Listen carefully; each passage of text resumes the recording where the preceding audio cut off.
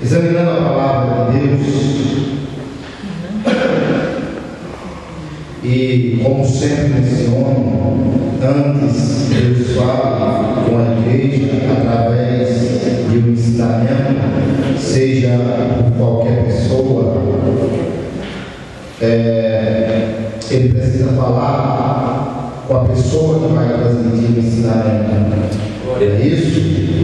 Então, examinando a palavra de Deus, pedindo ao Senhor que nos desse direcionamento para o culto dessa noite, Deus nos deu uma palavra para compartilhar com a igreja na noite desse dia, com os nossos irmãos que nos ouvem a palavra.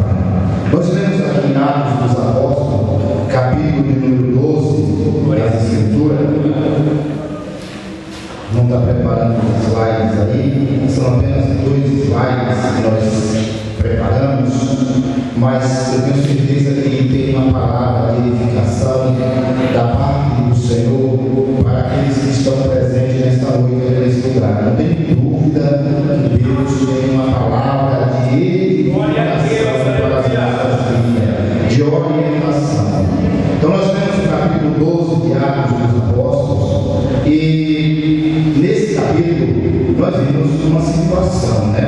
Nós vimos que o apóstolo Pedro foi preso, etc. E nós vamos estar relatando sobre isso. A mensagem, o tema é sendo fiel a Deus em tempos angustiosos. Deixa aí, só um tema por enquanto.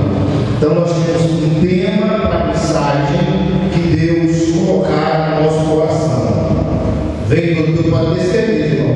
Veio do trono de Deus para o meu coração, para o seu coração, para as nossas vidas. Sendo fiel a Deus em tempos de angústia, em tempos angustiosos. Ser fiel a Deus no tempo da bonança, com dinheiro no bolso, casa boa, carro bom, emprego, salário, tudo vai bem, família abençoada, os filhos andando na presença de Deus. Ser fiel a Deus nesse tempo da alegria é fácil, ou não é? É fácil. Ser fiel a Deus nesse tempo não tem dificuldade nenhuma. Por quê? Porque a pessoa está vivendo um tempo de bonança, um tempo de alegria, um tempo de prosperidade, tudo que ele quer tem. Então, nesse caso, ser fiel a Deus é muito simples. Agora, ser fiel no tempo da adversidade, no tempo da angústia, é mais difícil, é complicado, não é fácil não, não é para qualquer um. Bom, nós já sabemos que a igreja primitiva foi a primeira igreja a existir lá em Jerusalém. Essa igreja primitiva, começar com os judeus, teve como, vamos dizer, primeiro patriarca, primeiro pastor, pessoa que foi direcionada ao apóstolo Pedro. Claro que nós sabemos que o primeiro pastor da igreja de Jerusalém foi Tiago, irmão do Senhor, irmão de Jesus. Mas Pedro era cabeça, não cabeça entre aspas, cabeça da igreja de Cristo, é quem está no primeiro plano, depois o apóstolo Paulo. Então Pedro, ele estava nessa primeira situação. E a igreja de Jerusalém, ela ia crescendo, aumentando. E com o passar do tempo, ela se expande no Rio. Ela vai, sai de Jerusalém, vai para Samaria, começa a descer para Cesareia, Jó e outras cidades circunvizinhas, até chegar aos confins da terra. Esse texto que nós lemos, o acontecimento é dentro da cidade de Jerusalém. Dentro da cidade de Jerusalém. A igreja passava por uma dificuldade, a igreja de Antioquia, da Síria, passava por uma dificuldade. A igreja de Jerusalém, o contexto dessa palavra diz que eles estavam passando por uma grande fome, faltava alimento. No contexto do capítulo 11, lá no versículo 28, diz que Deus levantou um profeta com o nome Ágabo. E esse Ágabo disse: olha, vai vir aí uma grande fome. Olha, grande fome. Dificuldade, faltar alimento. E os irmãos de outras igrejas se reuniram. E eles não davam mantimento. É o contexto social da igreja. Para os crentes de Jerusalém. Diante dessa dificuldade que a igreja estava passando, dessa angústia, veio também uma percepção que nós podemos analisar como sendo um contexto social, porque envolve pessoas, envolve sociedade, envolve a igreja como um todo. O rei dessa época era o rei Herodes, chamado Herodes Agripa. Herodes Agripa.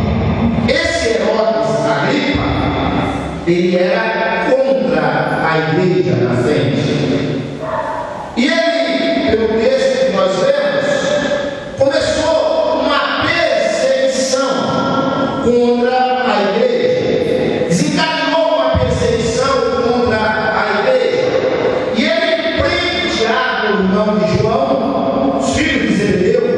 Zebedeu tinha dois filhos, não é isso? Tiago e João, que queriam sentar ao lado do Senhor Jesus. Então ele prende Tiago e manda matar com a espada, corta Tiago com a espada. Tiago é morto. Diante dessa situação, os judeus se agradou, o povo se agradou daquela situação, porque a igreja nessa época não era considerada igreja, ela era considerada apenas uma seita que estava incorporando o judaísmo. Então isso agradou muito aos judeus. E o Herodes, percebendo que os judeus se agradaram por ele ter matado Tiago, ele mandou prender também a Pedro. Carcerou Pedro na prisão. Põe Pedro na prisão. Pedro, um apóstolo, um homem que após a conversão tornou-se manso. Antes da conversão, Pedro não era manso, não. Antes de Pedro se converter, Pedro não era manso, não. Quando ele andava com Jesus, sim. Quando ele andava com Jesus, não era manso, não. Não tinha se convertido. Jesus disse: Pedro, quando tu se converter, tu avisa os teus irmãos. Então Pedro não tinha se convertido, não. Quando foram prender Jesus, tinha lá o servo do sumo sacerdote chamado Malco, e ele se aproximou do mestre, houve um alvoroço. Pedro andava com uma espada de lado, na nossa linguagem, Pedro um facão bem afiado. Então o negócio deles resolveram desse jeito. E Malco vacilou um pouco, Pedro rasga o facão e desce o facão com toda a força do braço para arrancar a cabeça de Malco fora. Não era a orelha, não. É que se o cara vai levar uma facãozada na cabeça, ele tira a cabeça fora. Você pegou a orelha caiu. Não foi isso? A intenção dele era outra orelha, não. Era outra coisa. Jesus disse: Pedro, para. Põe a tua espada na bainha, porque quem com fé no fé não será ferido. E não deveria o caso que o Pai revelava para mim. Depois da ressurreição, o Senhor falou com ele e disse: olha, quando tu se converter, tu confirma isso aos teus irmãos. Então Pedro não era manso. Depois da conversão, ele tornou-se manso. Porque Deus não conhece bravo. Para Deus não tem homem valente. Não tem homem bravo. Para Deus não. O bravo fica mansinho. Com Deus é assim, irmãos. E Pedro se converteu. Agora, Pedro é preso. Foi preso. Diante de uma situação que não era mais um criminoso, ele já tinha sido mudado, moldado pelo Espírito Santo, já estava realmente convertido. manda quantos soldados mesmo, se não prestar atenção na leitura, quantos soldados para vigiar Pedro na prisão? Quem prestou atenção na leitura? 4, alguém prestou atenção na leitura? Foram 4. Foram 4 irmãos. 4 grupos de 4. 16 soldados para vigiar. Como a igreja católica chama o primeiro papa, vamos chamar o pastor. Um homem manso, humilde, desarmado. 16 soldados vigiando Pedro. Pegaram ele amarrado em corrente. 16 soldados e Pedro ainda amarrado em corrente. Entre 2 soldados. Ó, 14 do lado de fora e 2 amarrados com ele. Ó, situação, hein? Vai vendo aí, vai somando aí, meu amado, para depois você compreender. Sendo fiel a Deus em tempos angustiosos. Pedro poderia exigir, meu Deus, meu amigo aí, Tiago, andou comigo, andou com o Senhor, deixou um ímpio, um rei ímpio cortar o pescoço dele, matar. Agora eu estou aqui esperando o dia chegar. Matou hoje e outro esperar o dia certo. Estava esperando só o momento chegar. Mas nós vamos dar contigo para cá, vai sair daí, vamos. A importância da oração praticada pela igreja. Enquanto o apóstolo Pedro estava preso, Tiago não tinha mais jeito. Não ia ressuscitar naquele momento, você não ia. Naquele momento não. Mas Pedro ainda não estava morto. Então tinha jeito. A Escritura nos diz que a igreja fazia contínua oração por ele a Deus. A igreja fazia contínua oração por ele a Deus. Algumas traduções bíblicas diz: a igreja fazia contínua oração fervorosa a Deus, pedindo que a Deus amor, pedindo que a Deus casa, pedindo que a Deus dinheiro, não, pedindo que Deus livrasse Pedro da prisão. Olha o que eles estavam pedindo, irmão. Eles tinham uma necessidade. Porque a pessoa pode dizer assim: está escrito que o que eu quiser eu peço a Deus que Ele me dá. Só você tem que analisar o que você está precisando, não você quer. E o que eles precisavam naquele momento era a verdade do apóstolo. E eles começaram a orar continuamente a Deus. Por isso que nós colocamos aqui a importância da oração praticada pela igreja, lá naquela igreja, como nós vamos ver. Mas Deus que operou na igreja dos apóstolos, na igreja primitiva, é o mesmo Deus que opera hoje aqui em Vila Santo Antônio. É o mesmo Deus que opera nessa igreja. Ele não mudou, ele continua sendo o mesmo. Isso significa com isso que se eu orar, que se você orar, que se nós orarmos, Deus vai responder às nossas orações.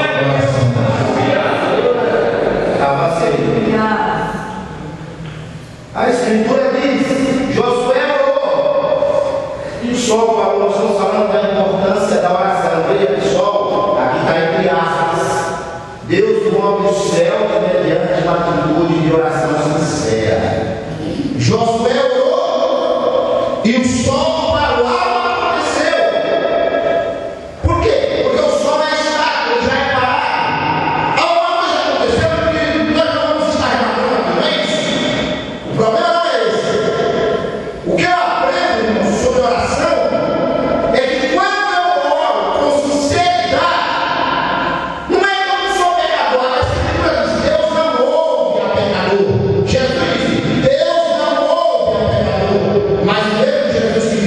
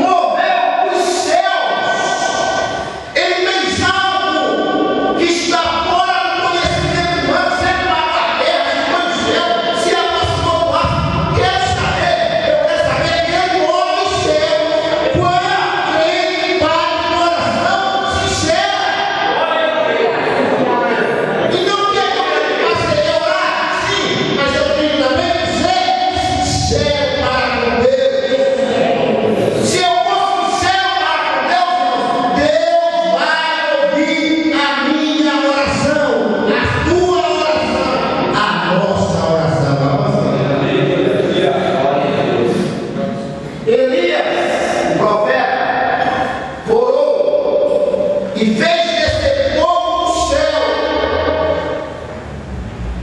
por 3 vezes. Por 3 vezes. Primeiro, quando ele reuniu os profetas Baal e Azera, ele orou e Deus mandou fogo dos céus. Depois ele estava em cima do monte e foram 50 soldados prendendo. E ele orou e desceu fogo que consumiu aqueles 50 por 2 vezes. E Elias orou também e fez chover 3 anos e 6 meses sem cair uma gota de orvalho nas terras de Israel. 3 anos e 6 meses, mas é o Nordeste do Brasil. 3 anos e 6 meses. Mas quando o homem de Deus, chamado Elias, colocou os joelhos no chão, com sinceridade, olha a atitude sincera, com sinceridade, a Escritura nos diz que o seu moço, disse: olha, profeta, se levantou lá no Oriente uma nuvem, pelo que eu vejo é do tamanho da mão de um homem.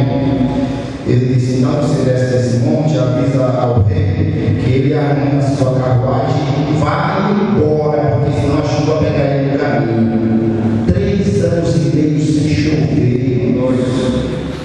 E Elias orou e fez chover. Deus age, ou Deus move a natureza mediante uma atitude sincera de oração.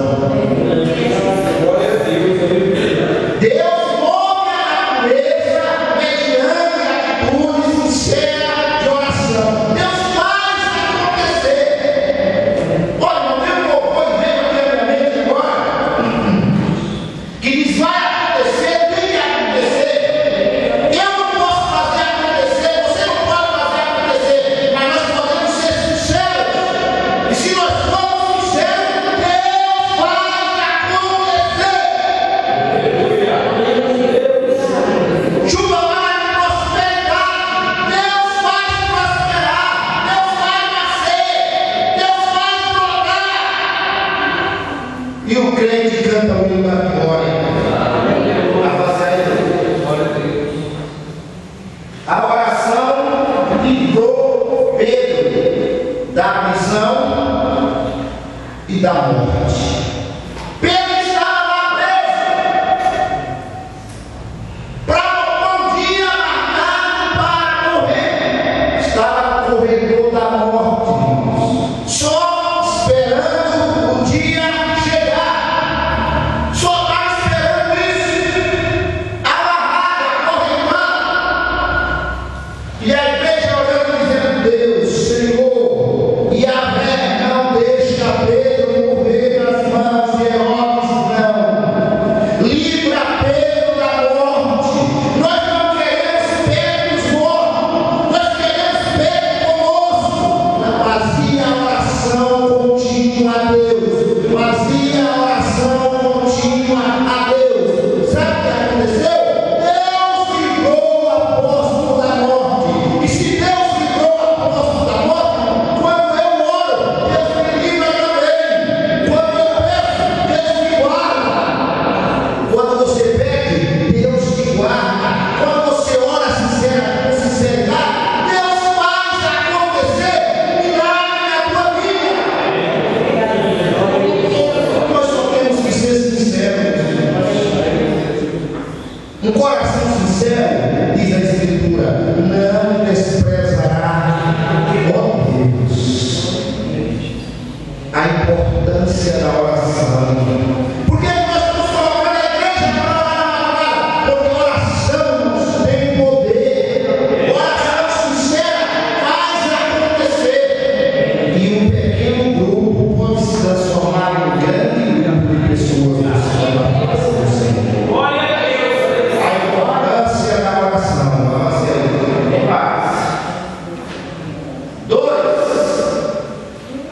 A confiança que Pedro tinha em Deus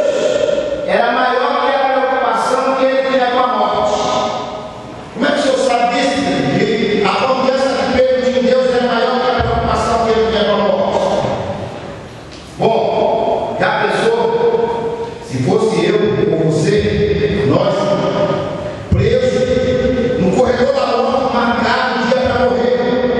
Tal dia ia passar na festa dos panizados, Herodes, Marcos, Tiago, e espera chegar o dia da Páscoa.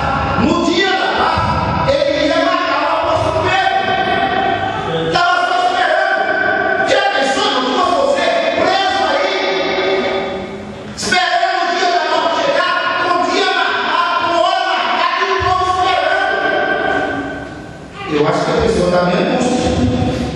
Eu tinha que estar angustiado, sofrendo, desesperado, paralisando a vez que vai levar e vai morrer. Já pensou? Eu paro um pouco e analiso a situação. Mas veja o apóstolo Pedro, olha a mensagem. Sempre fiel a Deus em tempos angustiosos, em tempos de angústia. Veja o apóstolo Pedro. A preocupação com a morte era menor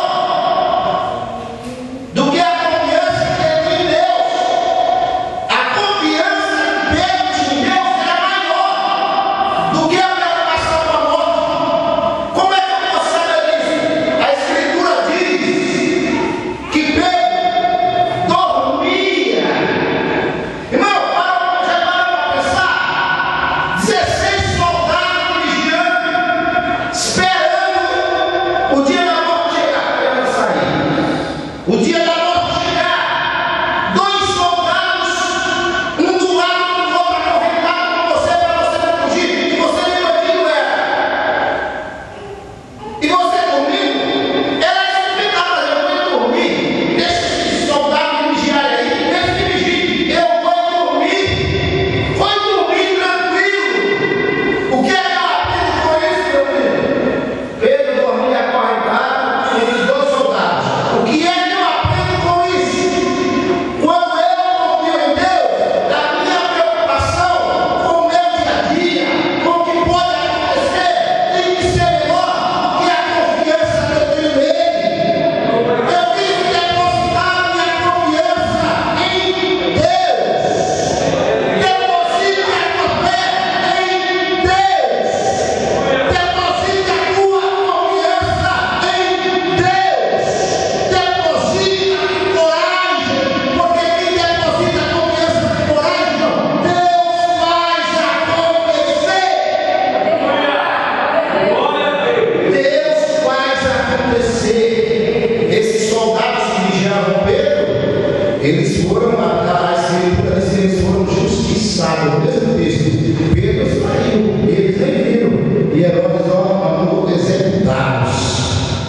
Mas Pedro não. Então Pedro dormia tranquilo, sossegado, 2 soldados vigiando ele na barraca, mas estava tranquilo, porque ele sabia que Deus era com ele. Irmãos, às vezes nossa fé está lá embaixo e a gente vacila, mas nós temos que ter uma fé ativa, confiante em Deus, sabendo que Ele é poderoso para nos abençoar na hora certa, no momento certo, na hora exata. Ele não vai deixar o céu seu padecendo, passando vergonha, não. Ele está com essa congregação. Deus está conosco.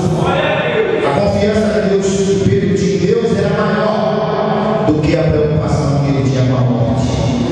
Mas vamos aprender mais um pouco com o apóstolo Pedro. Pode avançar aí. Sendo fiel a Deus em tempos angustiosos. A ação de Deus em favor do seu servo, ele envia um anjo. Está lá Pedro, dormindo entre 2 soldados, 16 homens vigiando, as grades da prisão fechada, trancada, uma, 2, não tinha como sair, não tinha como subornar, subornar os soldados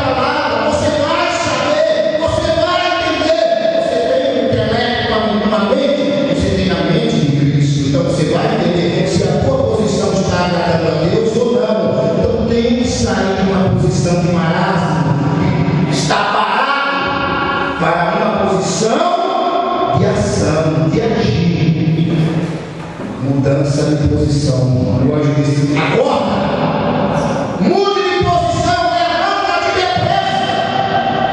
Olha, irmão, mudar de posição e mudar depressa. Vamos ver o que o mestre falou. Cinge-te.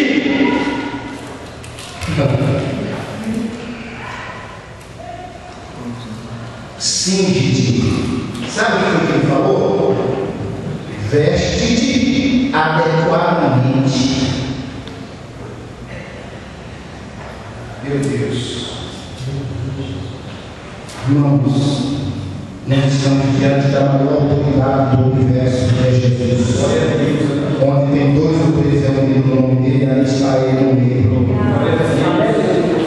Se a gente for na presença de um magistrado lá nessa terra, não podemos ir de qualquer jeito. Não nem entra lá. Entra no evento lá de qualquer jeito. Não entra não. Diante de um magistrado. Olha que o anjo disse para Pedro: cinge-te, veste-te adequadamente. Sabe o que estava acontecendo? Não é que tinha calça, a roupa era outra, calça era uma coisa moderna, mas a roupa do Pedro não estava adequada. Ele mandou um auxílio para a roupa ficar adequada, vestir adequadamente para acompanhar. Irmão, você está servindo a Deus, nós estamos servindo ao Senhor. Não podemos chegar na presença de Deus de qualquer jeito. Temos que chegar na presença de Deus de modo adequado, com vestimenta adequada. É o Senhor que está falando. Não sou eu não, é a palavra de Deus. Se nós quisermos ver a ação de Deus na nossa vida, nós temos que criar um ambiente propício para que Ele opere. Mas se nós criarmos esse ambiente, Ele vai operar. Por isso que o anjo disse: olha, você quer me acompanhar? Então, ó, cinge-te, ou seja, veste-te adequadamente. Levanta depressa, tocou do lado da porta, levanta depressa e veste adequadamente. Me acompanha. Irmãos, isso fala de vestimenta da gente. Eu não vou ficar falando sobre isso aqui, mas Deus está tocando no meu coração para mencionar. Cada um tem sua parte. Esta é a casa de Deus. E na casa de Deus eu tenho que ter postura, eu tenho que ter respeito. O que é que a Escritura diz? Para quem? Para todos. Guarda o teu pé quando entrar na casa do Senhor. Preocupa-te mais em ouvir do que em falar, porque você não sabe que falar faz mal. Perigoso, né? Então o anjo deu a recomendação, então foi para Pedro, viu? Veste-te adequadamente, Pedro. Pedro, veste adequadamente. E depois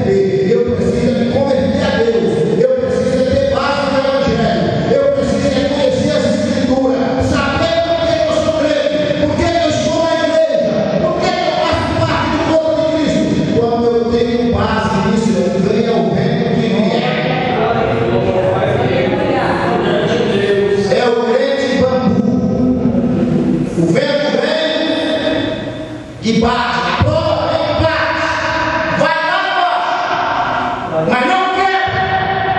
Quando a prova passa, a paz tem que cair de novo. Está passando luta, está passando luta, está passando dificuldade, está passando angústia, mas seja fiel a Deus, sendo fiel a Deus em tempos angustiosos, em tempos de angústia. Jesus nunca prometeu vida fácil para ninguém. Mas eu vi alguém pregando, ele deve ser. A pessoa pregou errado. No mundo tereis aflições, mas tem bom ânimo. Eu venci o mundo, disse o Senhor. E se o Senhor venceu o mundo, e eu estou lá dele, com certeza vencerei. O anjo disse para Pedro: calça as sandálias, tenha base no Evangelho, saiba o que você está fazendo. Você tem que saber por que você cultua, por que você adora. Você tem que saber por que você abre a tua boca para louvar. Você tem que saber por que de vez em quando você diz glória a Deus. Você tem que saber por que de vez em quando você diz aleluia, louvado seja o nome do Senhor. Você tem que saber disso, você tem base, e você está calçado na preparação do Evangelho. Avance aí, meu filho. Glória ao Senhor. Ele diz mais: lança a capa nas costas. Ou hoje dizendo a Pedro, primeiro ele diz: levanta-te, toma do lado e desperta do sono. Depois ele fala: levanta-te depressa, cinge-te, calça as sandálias, lança a tua capa nas costas. Ele também estava sem a capa. Lança a capa nas costas. Isso fala de revestimento espiritual. Você está vestido quando aceita Cristo. Quando recebe o batismo do Espírito Santo, você está passando por um revestimento de poder. Quando você passa pelo batismo nas águas, você está passando por um revestimento espiritual, um compromisso maior com Deus. Quando eu vou entendendo as Escrituras, compreendendo os Evangelhos, as cartas paulinas, o Apocalipse, eu estou me revestindo do conhecimento da palavra de Deus. Eu estou crescendo na graça e no conhecimento da palavra. Meu amado, o crente não pode ficar raquítico. Raquitismo é uma doença que impede as pessoas a crescer nesta noite. Não fique raquítico. Se alimente da palavra de Deus todos os dias da tua vida e cresça na graça e no conhecimento. Faça com Pedro, mas lança a tua capa nas costas, Pedro. Veja bem, o anjo chegou lá na prisão, não foi dizendo: Pedro, vem me segue. O anjo poderia muito bem fazer isso, mas não fez isso não. Primeiro, acorda. Depois, levanta. Depois, cinge, veste adequadamente. Depois, calça as sandálias. Depois, lança a tua capa nas costas. Vamos ver o que eles fazem. E segue-me. Veja bem, para dizer segue-me, teve todo um processo. Tem pessoas que aceitam Jesus hoje e já estão aceitando amanhã.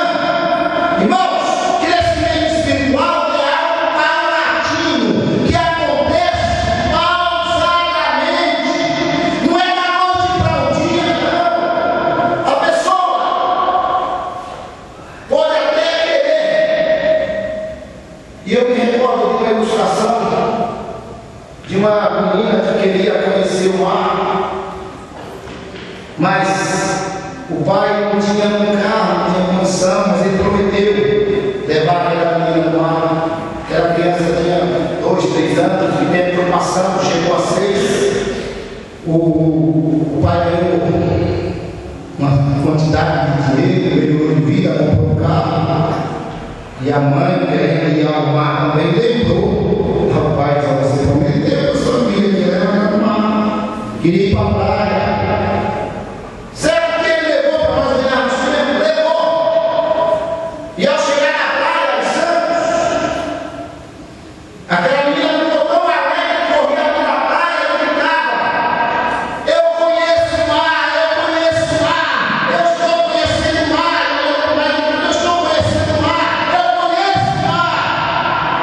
E tinha um velho marinheiro deitado na areia, do lado, tomando sol.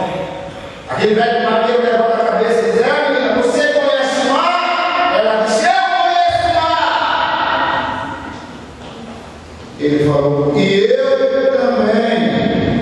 Baixou a cabeça de novo e continuou tomando seu sol. Aquela menina conhecia de vista, mas ela não tinha experiência, ela não sabia o que acontecia no mar. Como que se pescava o peixe, como se joga uma rede no anzol, seja o que for, as ondas começam a levar. O que é que tem que fazer quando o mar está sendo jogado para lá e para cá? O marinheiro tem experiência. Tem pessoas que aceitam Jesus hoje e não respeita quem está na igreja, quem já aceitou há um tempo, que já teve experiência com Deus. Não, eu sei, igual jovem hoje, eu sei o que tem que fazer. Sabe nada, irmãos, sabe nada. Você sabe que eu ouvi falar, mas quem tem experiência tem que ser respeitado. Veja que o anjo disse para Pedro: não chegou lá de espelho, não vem com a mão. O anjo poderia ter dito isso. Não, teve um processo, meu filho, teve um processo. Depois desse processo, o anjo disse: ó, segue, significa ultrapasse os obstáculos.